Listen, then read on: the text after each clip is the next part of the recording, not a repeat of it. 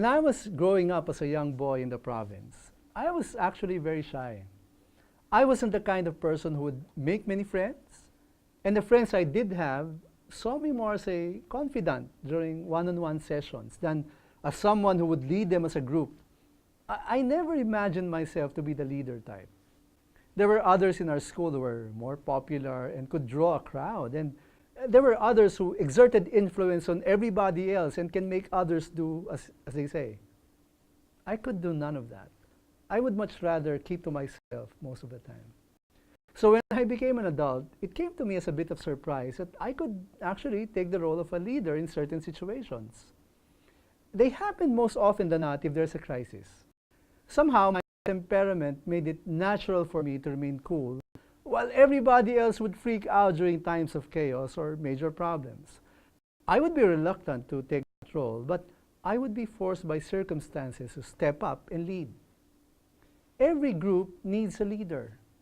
Without a leader, a group can lose its way and fail in what it has set out to do. Now, there are different kinds of leaders of teams.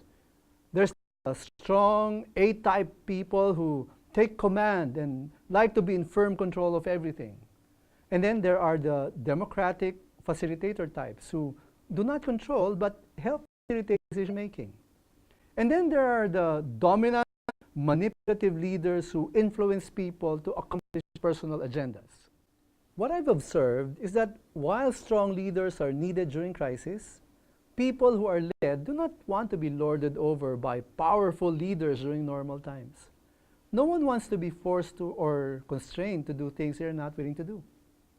At the same time, leaders who are too democratic leave much to be desired.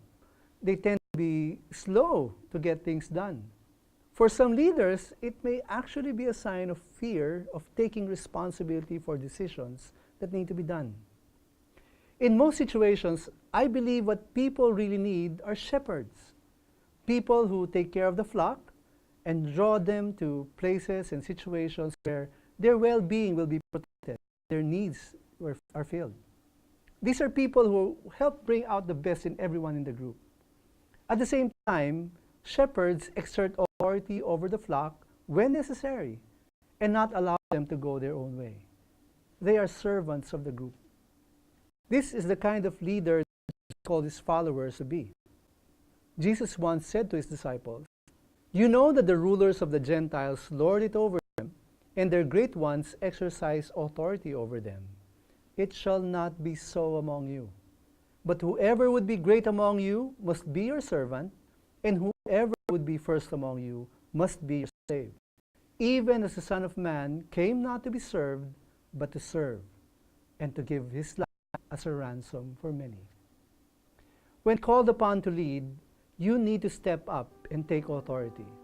But do not do so while trampling on the rights and dignity of others, but rather lead as a shepherd who serves the people he leads.